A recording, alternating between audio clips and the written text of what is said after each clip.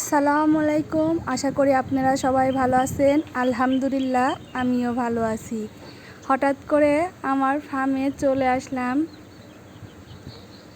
দেখেন আমার ফার্মের মুরগিগুলো কিভাবে ছেড়ে রাখা হয়েছে।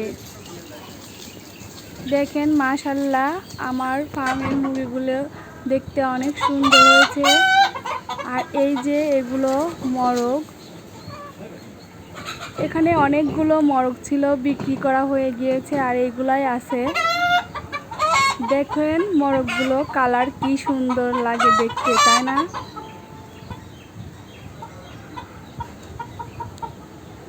দেখেন মোরগগুলো সাদা কালো লাল মিক্সারে অনেক সুন্দর লাগছে। আর এই যে এইগুলো আমার ডিম পাড়া ফার্মি মুরগি, এগুলোর বয়স 4 মাস হয়েছে। আর দেখুন এগুলো অন্য এক জাতের মুরগি।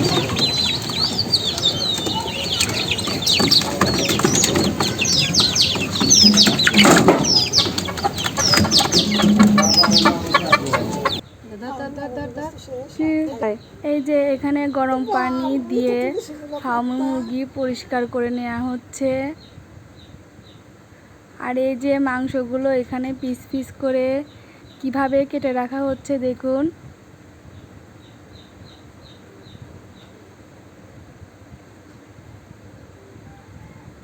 এই যে ফার্মে গিয়ে মনে হলো একটি মুরগি নিয়ে যাই বাসায়, তাজা রান্না করে খাবো, তাহলে অনেক টেস্ট লাগবে।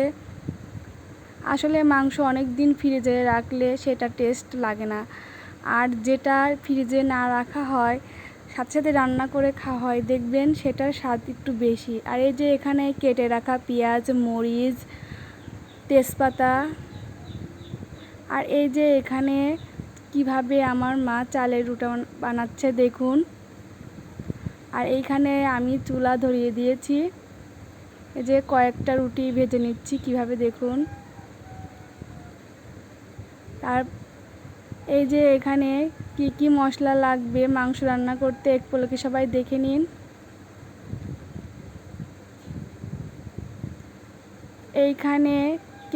এখানে কেটে রাখার পর ধোয়া হয়েছে মাংসগুলো। এই যে কড়াই গরম হয়ে গিয়েছে, এখন তেল ঢেলে দিলাম পরিমাণ মতো। এই যে পেঁয়াজ কুচিগুলো দিয়ে দিলাম তেলের ভিতরে বেরেস্তা করার জন্য। এই যে এখন লাল লাল ভাবে ভেজে নিচ্ছি দেখুন কিভাবে। এই যে বেরেস্তাগুলো দেখুন বাদামি কালার হয়ে আসছে, এখন তুলে নেব। এই যে বেরেস্তা হয়ে গিয়েছে, এখন কেটে রাখা মরিচ পেঁয়াজ দিয়ে দিলাম, দিয়ে একটু নাড়াচাড়া করে নিচ্ছি। এই যে রসুন বাটা, জিরে বাটা, আদা বাটা, এখন সব মশলাগুলো এড করে নেব। পরিমাণ মতো জিরে বাটা, রসুন বাটা,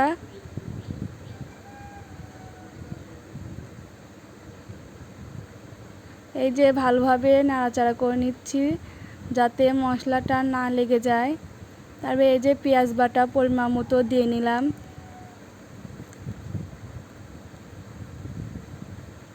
তারপরে মশলাগুলো, এই যে হলুদের গুঁড়া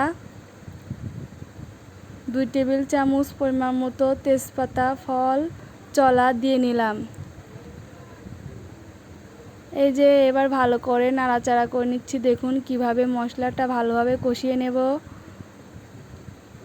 তারপরে পরিমাণ মতো মরিচের গুঁড়া দিয়ে দেব।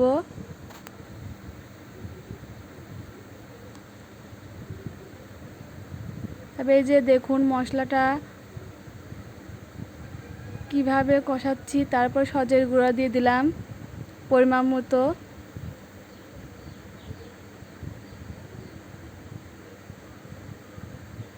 এই যে পরিমাণ মতো লবণ দিয়ে দিলাম।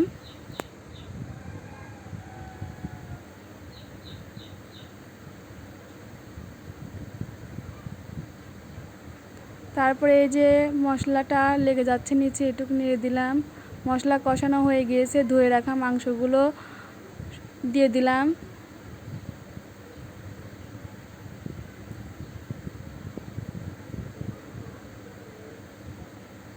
এই যে তারপরে ভালোভাবে মাংসগুলো কিভাবে নাড়াচাড়া করে নিচ্ছি দেখুন। মুরগির মাংস অনেকক্ষণ ভরে কষিয়ে কষিয়ে রান্না করতে হয়, তাহলে অনেক স্বাদ হয়। এই যে আমি অনেকক্ষণ ধরে কষিয়ে নেব, ভালোভাবে নাড়াচাড়া করে নিচ্ছি যাতে আমার মশলাটা না লেগে যায়।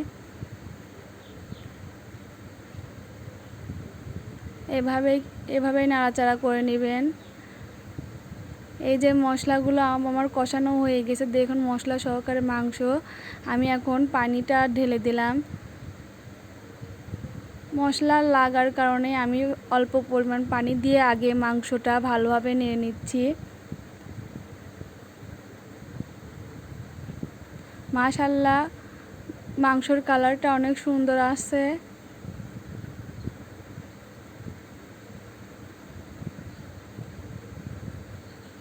তারপরে এই যে এখন আমি পরিমাণ মতো পানি অ্যাড করে দিলাম, দিয়ে আমি একটু ভালোভাবে আবারও নাড়াচাড়া করে নিচ্ছি। আর এই যে এখানে কেটে রাখা আলুগুলো দিয়ে দিয়েছি। আসলে মুরগির মাংসতে আলু অনেক স্বাদ লাগে। আর এই যে আমি এখন আমার চুলার আঁচটা একটু বাড়িয়ে দেব যাতে পানিটা তাড়াতাড়ি ফোটে। এই যে আমার মুরগির মাংসের পানি কিভাবে ফুটছে দেখুন। এই যে আমি ঢাকনা দিয়ে ঢেকে দিয়েছি, এখন একটু নাড়াচাড়া করে দেব ঢাকনা তুলে।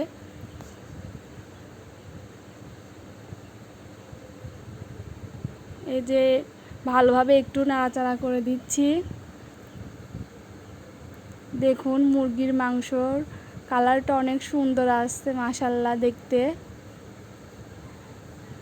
এই যে মুরগির মাংসর ঝোল পড়ায় শুকিয়ে আসছে, এই যে হয়ে গিয়েছে মুরগির মাংস ফাইনাল লুক। এই যে ভেজে রাখা বেরেস্তাগুলো দিয়ে দিলাম। আমি এভাবে বেরেস্তা উপরে দিয়ে থাকি, আপনারাও ইচ্ছা করলে দিতে পারেন, দেখবেন অনেক টেস্টি লাগবে।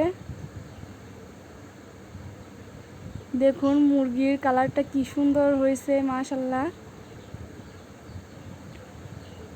আর এই যে বাকি রুটিগুলো এখন ভেজে নিচ্ছি।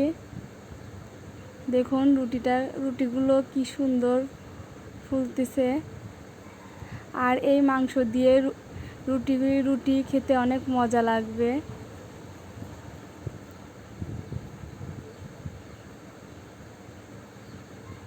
আর এই যে রুটি, সেমাই, ঢ্যাঁড়সের তরকারি আলু দিয়ে সর্ষে দিয়ে রান্না করা হয়েছে। আর এই যে আমার ফার্মি মুরগি রান্না। আর এই যে এখানে রাইস কুকারে ভাত রান্না করা হয়েছে। এটাই আমাদের দুপুরের খাওয়ার আজকে।